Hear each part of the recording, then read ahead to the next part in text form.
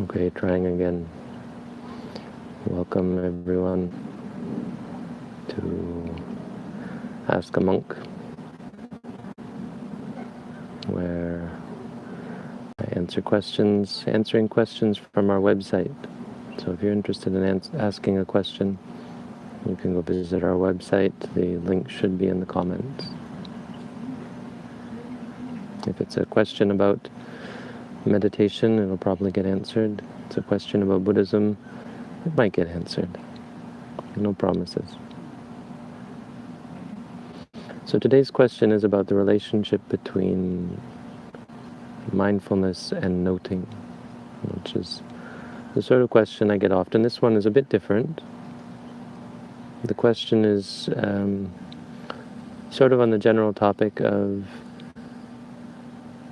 the relationship between the noting and the object.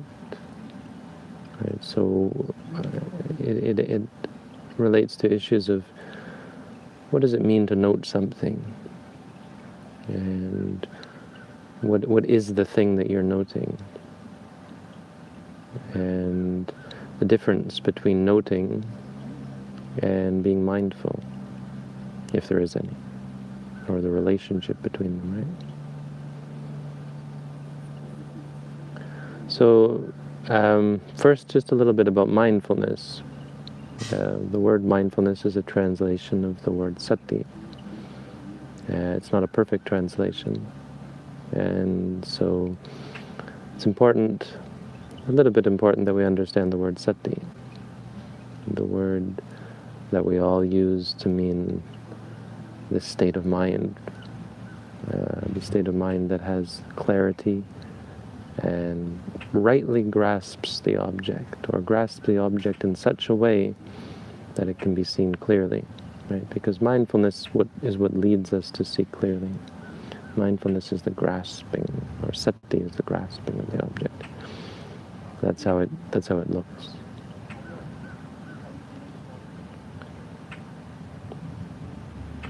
So sati is used in colloquial terms, or in a conventional sense, to refer to being able, when you're able to remember things that happened a long time ago. And this concept of memory, I think, is why the Buddha chose it, because in meditation it means to remember the present moment, right? It's this sort of general meditative characteristic that we use when we're talking about mindfulness, when we're talking about meditation in general. That means you're not distracted. It means that you're not dwelling in abstraction. This concept of abstraction, I think, is very important, and it becomes important when we talk about the difference between mindfulness and noting, as it's called. So often our minds are stuck in abstraction, which means all of you who are commenting right now, you're having to type, so you're having to come up with conceptual thought. Conceptual thought is not evil, it's not bad, but it's not mindful. You find it's very hard to type a question when you're trying to be mindful at the same time, when you're present, right? Because at least in the beginning, being present means you're only able to be aware of the fingers moving. And so you lose the abstract thought. It's hard to maintain sort of a stream of conceptual thought when you're mindful. So it's two different sort of ideas, right? The idea is that when we dwell in abstract thought, we've forgotten about the reality.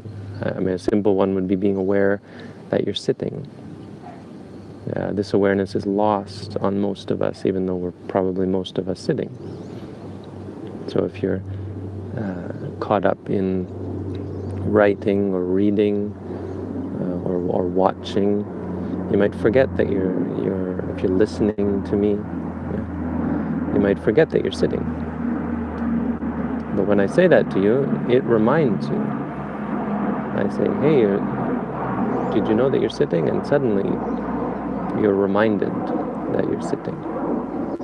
This is, I think, why the Buddha chose this word sati, why it's how he described this sort of, not just a state, but an activity, right? Because mindfulness is what leads to clarity.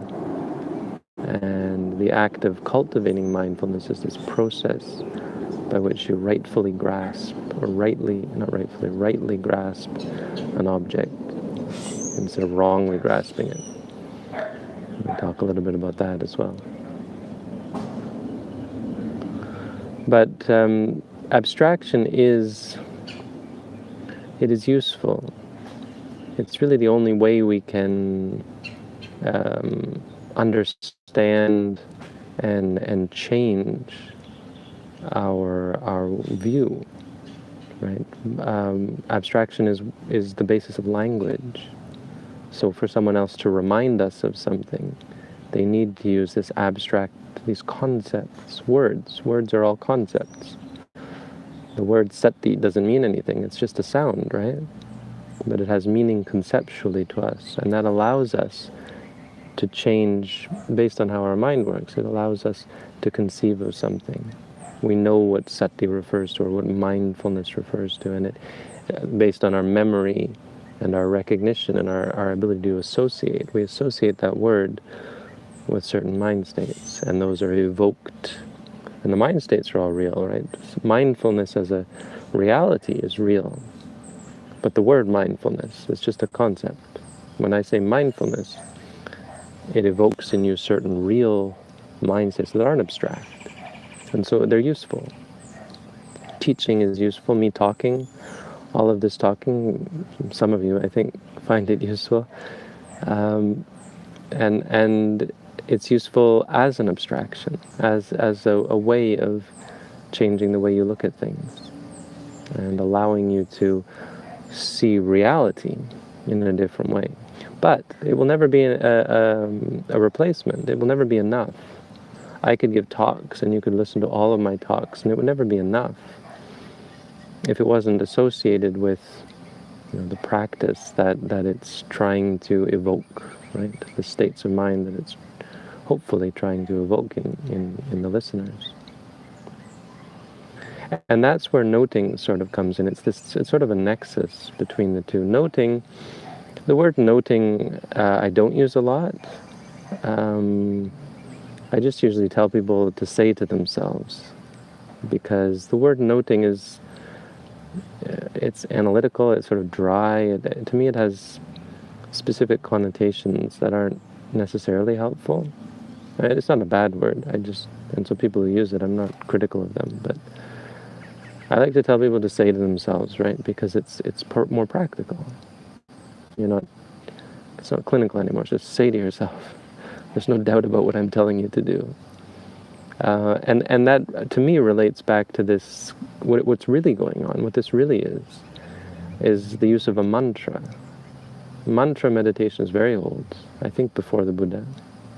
And it's very broad and widespread and widely recognized as an effective meditation tool, because it's the simplest means of creating the appropriate mind state, whatever the appropriate mind state is. I mean, it's similar to when we yell at someone. If I yell at someone and say, "You hurt me," that's actually a means of reinforcing the anger, of creating confidence, and I mean, maybe not consciously. You're not doing it in order to do that, but it has the effect. Words are very powerful. They have the effect of augmenting our emotions, often to our detriment, right? If you start thinking to yourself, like you're up on a stage, or if I'm here on YouTube and I look and I say, oh, there's 30. Okay. I don't know what's going to happen there. There'll probably be some minutes of just blankness, but I am back, hopefully.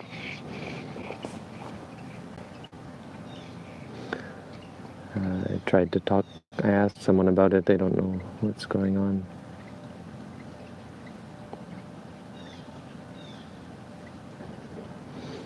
technology. Well, the truth is, we shouldn't be too spoiled, because you think about the difficulty you would have finding a teacher.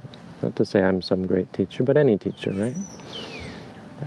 You would have to go off, and you would have to probably buy a plane ticket, and then you would have to go off into the jungle, and you might have to wait many hours before the teacher comes out of their hut, because they only come out to teach at certain times. So we can consider ourselves spoiled, being able to hear this at all. So a few minutes, having to wait for it to buffer. I think I know what I can do. I can just crash the YouTube app, and if I reload it, it asks me if I want to reconnect. That seems to work. So as soon as it buffers, I'll just kill the app and start over.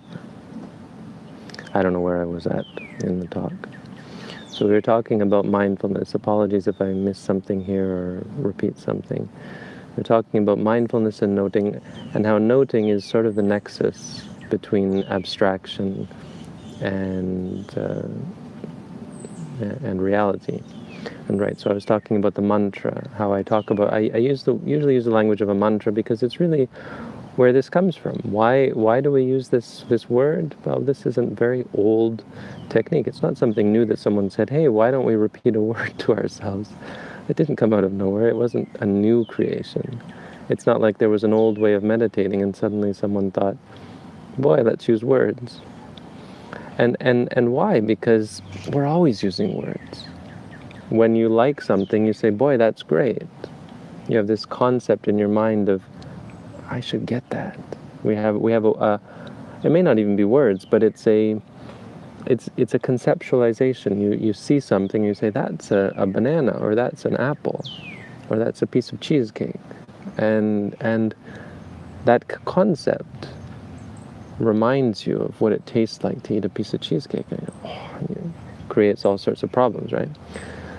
And mantras often play with that.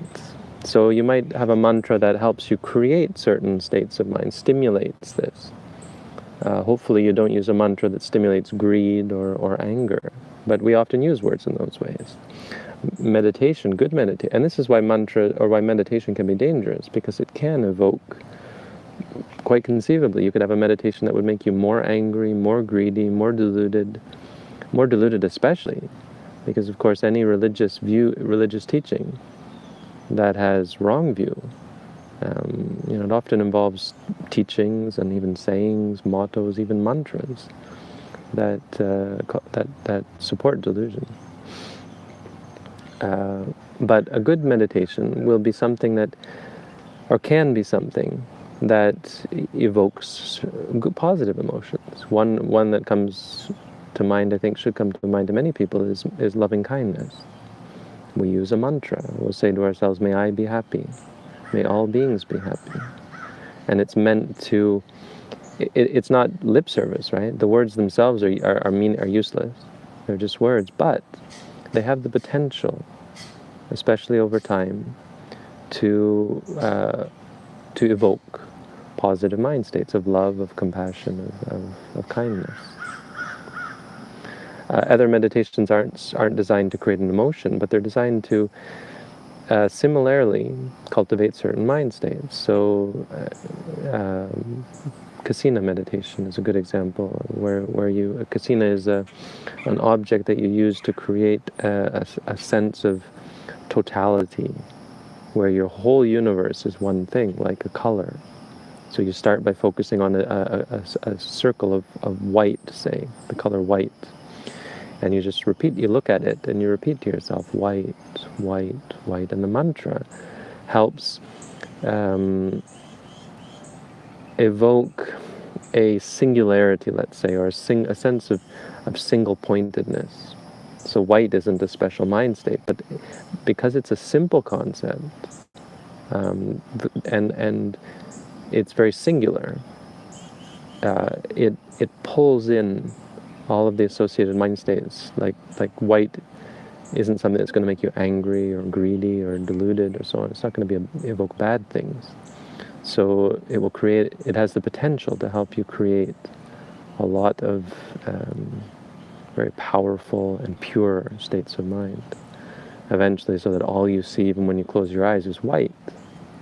And the benefits there are this very strong focus. So with mindfulness, the intention is to help us bring our minds back to focus not on a concept, but on reality. Right? So we're using abstraction to bring the mind back to reality. And that's what's special and unique about mindfulness. That's why there's such a buzz about mindfulness. Is it different from other types of meditation? Yes. It is unique in that sense. Now you might say it's similar and the same in other ways, but in that sense, mindfulness is unique, because rather than focusing your attention on some other abstraction, or on an abstraction at all, the object of the mantra is real, is experiential. The word real is slippery because it means different things to different people, but experiential, it's a part of experience, which in Buddhism is what's real. Like seeing. When you say to yourself, seeing, it helps bring your mind back to the experience. Oh, yes, I'm seeing at this moment. There's this sense and this awareness, this presence, which is also objective, because our ordinary awareness and experience of things is steeped in habit. Right? We remember that something brought us pleasure, so we like it. And we conceive of it as positive, as pleasant, or we remember, we associate it with a past suffering, and so we dislike it, and so on. Or we associate it with some view, and delusion arises. Like we look in the mirror and we see ourselves, boy, I'm so handsome, or boy, I'm so ugly, right? And we have this conceit arises, or so on, or even just the view of self. This is me, this is mine, this I am, and so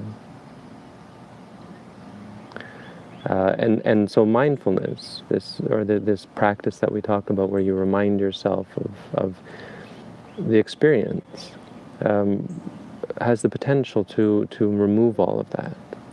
It reminds you, and it evokes objective states, right? Instead of saying this is bad, this is good, this is me, this is mine, you say this is this. Seeing is seeing, hearing is hearing, thinking is thinking. This is what the Buddha taught, and this is what you'll see him teach again and again. And so I'll stop here just for a moment to point this out, that we have shelves of the Buddha's teaching. And often what is missed is this very basic core teaching that is really the bulk of it. It's the bulk of it, but it's so simple and so ordinary that it gets overlooked often, right? What do we know about Buddhism? What is Buddhism? Well, we have things like the Four Noble Truths, because they're very powerful to talk about. We have mindfulness, but we also have lots of stories, like the life of the Buddha, examples, and so on. And even in Buddhist culture, you'll find this a lot. But it's still rare to have people talk about the six senses, right? Seeing. What is Buddhism? Buddhism is about seeing, hearing, smelling, tasting, feeling, thinking. But it's really the core of it, the five aggregates. What are the five aggregates? They're five things, five aspects of seeing, five aspects of hearing. And this is why this is so core, is because the Buddha taught us to understand and to see reality, and that's what's going to happen when you use mindfulness. So the question, this is all just preparatory to help us understand the context of this question. This person was asking whether you can note many things in one word, right? And I think my answer to this is to say, don't confuse the act of noting with the states of mind that it evokes. Mindfulness is a tool. It's an artificial tool used to bring the mind closer to reality and more objective about that reality, about the experience. But it is not the objectivity, it is not the awareness. And so don't get too concerned about the details, right? In a general, I want this to be a general message to people, that mindfulness shouldn't be seen as the states of mind. Mindfulness is the tool that you use, or this noting, the mantra, is the tool that we use that evokes certain mindstates. So sure, if you're anxious, and you know that anxiety is composed of different physical and mental states, you can still just say anxious, anxious. The idea is that it helps you to see your experiences more clearly,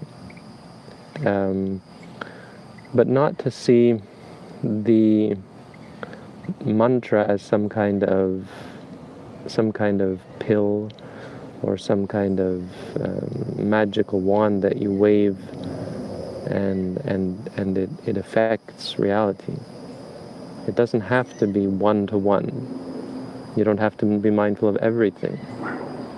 I mean, I think in terms of anxiety, this is, I think, what the person was asking about. Anxiety is a really good example, one I like to talk about, because it's one you can often see very quick results in meditation. When you separate the different experiences. So, on the one hand, the whole experience is anxiety, but on the other hand, some aspects of it are physical, and some aspects of it are mental. So the butterflies that you feel in your stomach, the heart beating quickly, the tension in your shoulders, all of those can be noted individually, right? And they help you to come closer to the object. And you'll see quite quickly that what I mean by there's a difference between the noting and the mindfulness, because simply saying to yourself, when you're tense in the shoulders, say tense, or you feel bubbling in your stomach, or there's butterflies in your stomach because you're anxious, you say feeling, it doesn't go away. It doesn't go away, but it doesn't lead to more anxiety. And you'll see that it evokes states of neutrality, states of objectivity that aren't reactive. Because that's how anxiety works. Anxiety, you start with a thought. There's 50 people now listening to me talk here, and that makes me self-conscious, right? That thought evokes certain states in the mind of anxiety, which then creates these feelings in the body. And this is where the terrible part happens, is those feelings in the body make me more anxious. Oh, I'm anxious. And they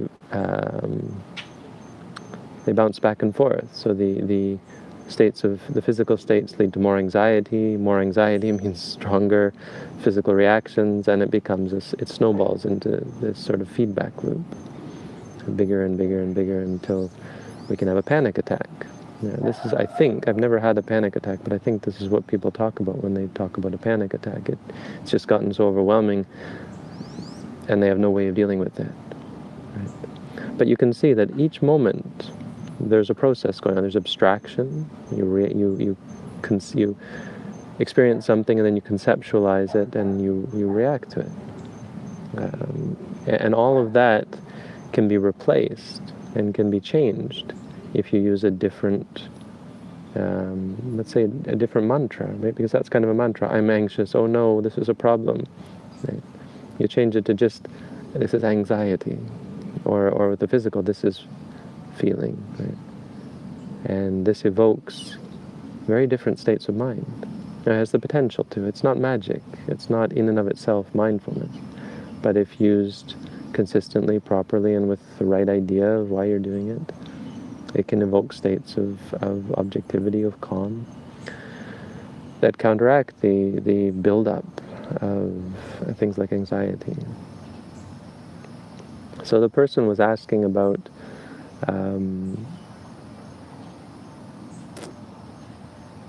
things like numbers. I don't really want to get into the details of their other question, but it was the idea of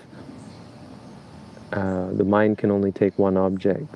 So does that mean the number one is the only real number? But why I think it's related is, again, this confusion of the difference between concepts and reality. Abstraction, again, is useful, and the mantra is a useful abstraction that allows us to evoke certain states and direct our attention to the object of our experience, or the object of maybe not even experience. In other meditations, it's a concept, right? So the color white, you just evoke it in your mind, right? But in mindfulness, it's the difference. The only difference is the object, but it's an important difference. It's important because it allows us to see certain things that aren't present in concepts, impermanence. Right?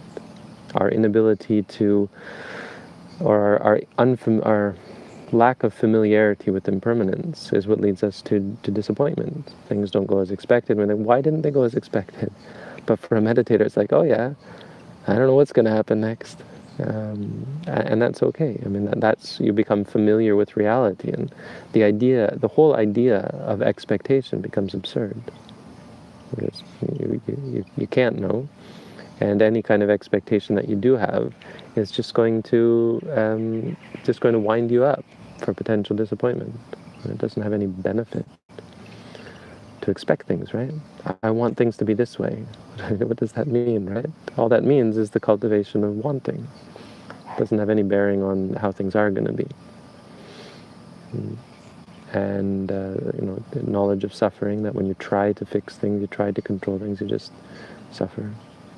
You get stressed, and you're met with disappointment, or even you get what you want and you just want it more, and so on. And non-self, that you can't control. The desire to control, the looking at things in terms of controlling them, forcing, being in charge, looking at things as me, as mine, is what leads to suffering in the first place. We don't suffer when someone else loses a possession. We suffer when we lose something. We suffer when we can't control, right? Because of our attachment to things being me and mine. So I mean, all these things are what we see from reality. Our lack of familiarity with these fundamental aspects of nature leads us to seek out certain experiences. Right? We conceive of experiences as being people, as being things, and those things we conceive of as bringing us pleasure or bringing us pain, and so we react positively and negatively towards them. Through meditation, that changes. We start to see things just as experiences. We see more clearly what is the reality of things. That's what's unique about mindfulness. The noting is just a tool. So it was a hard question to really answer directly. I mean, I could have given a simple answer, but it wouldn't suit the purpose, I don't think. Most important is to understand that mindfulness is a tool, or the noting, the mantra is a tool that evokes potentially positive mind states. Not to worry too much about the details of, am I noting everything? Do I have to note this? You don't have to note everything. You don't have to be exact. Like Mahasi Sayadaw talks about this, people are critical of when you say to yourself, sitting, you say, well, sitting isn't real, right? But it's not even the sitting. It's not even conceiving of it as sitting. It's that sitting, when you say to yourself, brings you back to the experience. What is the experience? Well, there's pressure on your bottom and tension in the back and in the legs and so on. And all of that is real. And so saying to yourself, sitting, evokes this. Saying sitting isn't saying this is good or this is bad. It's a very objective sort of thing to say. And so even though it's conceptual, and sitting itself is conceptual, then the mantra is one that helps you relate back to reality. And anyone who's critical of it should look at what the Buddha himself said. He said, when sitting, know clearly to yourself, sitting, I'm sitting. Nisino wa nisino miti pajanati, and so on. So, this is theory, and this is me giving a talk on this. The result and the benefit and the real important part is that we all put this into practice. Right here and now, you can be aware that you're sitting, and you can use this mantra as a very useful tool. Don't let the tool. Is there an adage or an idiom about this? Don't let the tool become the work, right? Maybe I just coined it. Don't let the tool become the work. The tool is what you use. Don't let the tool become the object. Right? So don't worry too much. Is it working? Why isn't it working? Why do I say pain, pain, and the pain doesn't go away, or so on? Why am I not getting what I expected? I expect results. Why am I not getting them? You're not getting good results because of expectation. That kind of thing. Use mindfulness as a tool. This is what we should do. And you'll find that this is what it does, and this is what it's meant to do. So it's important to understand this. All this talk, you might say, oh, this monk talks a lot. It's all just meant to help you understand. That's what abstraction is for. It's to help you change the way you might look at things, or give you a new way of looking at things, a new perspective, new tools, right, to deal with reality. Teachings that lead to more abstraction are generally not what we're trying to pass on. I'm not trying to make you think more about this, or take this home and ponder it and debate it, or question it philosophically. I'm really just trying to say, when you say to yourself, pain, pain, it helps you see the pain more clearly. So you do that. And don't overthink it. So there you go. There's my video. I'm in Florida. I think you can see that. So I'll have some time to do more regular videos.